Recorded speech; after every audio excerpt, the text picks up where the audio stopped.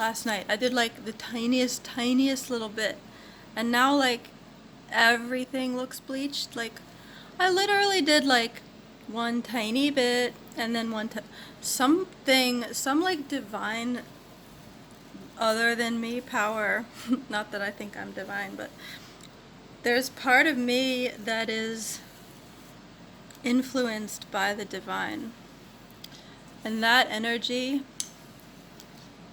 is affecting my hair because it's doing stuff that I didn't do. It's like when that entity, I got that out, right? Like if you're gonna do magic, you have to work with the energy, which in magic school they say that the divine needs materials. So you can use like your clothing, you can make clothes and use that like as a form of magic. So if you offer to the divine, like the divine plays a trick on you and this entity shows up in your hair. So you have to say, okay, is that really what I want sitting on my head?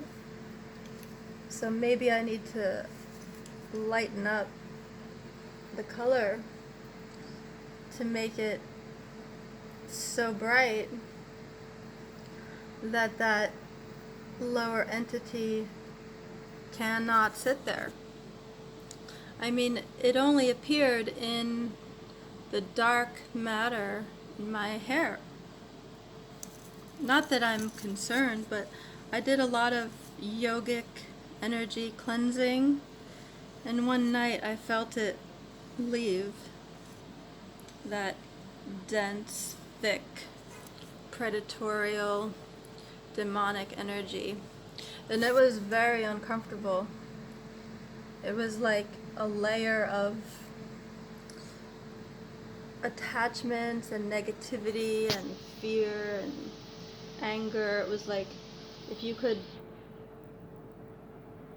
encapsulate all of your negative energy and purge it.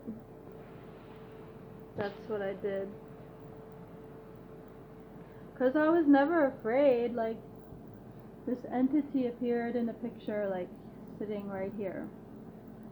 I was like, okay. That doesn't surprise me. All the work I did with a shaman, could have caught it from him. I dated a guy who consciously worked with demons, thought that was cool. I could have caught it from him. And I did all these paintings to shield myself from that ugly, heavy, dark energy. And I worked with a psychic who told me what to do, what kind of candles to burn, what kind of protection prayers and meditations to do. And she would do that for me, and I'd always feel it working.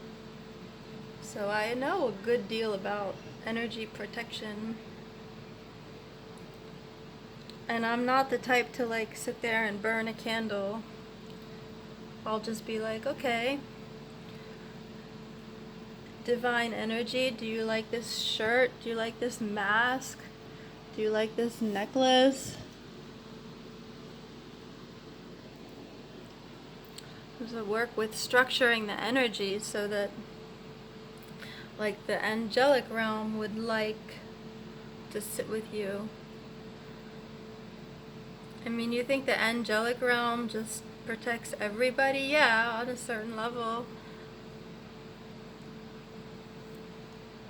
But how do you make them want to sit with you? Like Krishna consciousness says, chant mantras before you eat. Every time before you eat.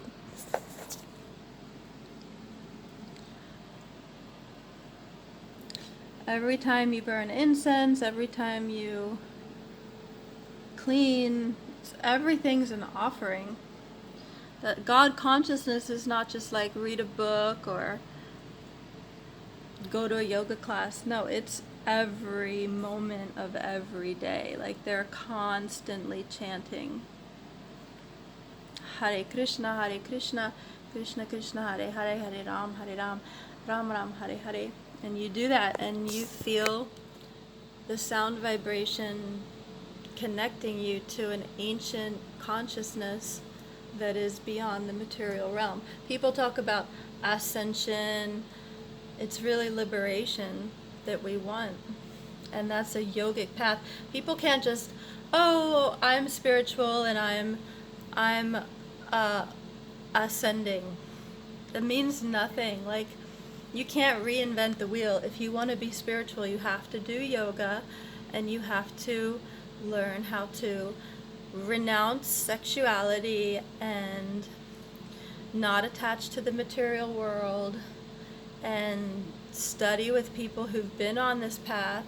Like I've been on this path for 20 years and yeah, I have like instant karma. If I experiment with drugs with someone spontaneously, even though I've been sober my whole life, the neighborhood thinks I'm a drug addict because my energy is strong. If it falls, then in the collective it has very strong repercussions because a yogi emits a powerful energy. That's why that people do gossip about me and they don't realize that they're really, anyone who gossips about anyone, not just me, I'm not putting myself as holier than thou. No, I'm very humble. Anyone who gossips is really creating a lot of drama for themselves.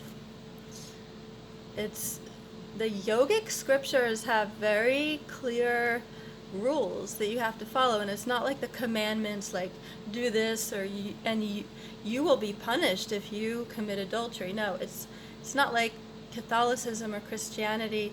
Modern day is so diluted and watered down by all these conditioned souls who they themselves don't understand. It's like a power trip. So all these people are trying to brainwash one another for some power that's completely elusive, because the secret societies now who think they have so much power are so not at all enlightened at all. They're corrupt. And so I feel sorry for the young people who get involved with the secret societies, because they're conditioning their minds to have to abide by a set of rules that has no basis in history. And that's, most people that are famous are the dumbest. Like, I hate to say it, but like, what actually inspires you with modern day media or news?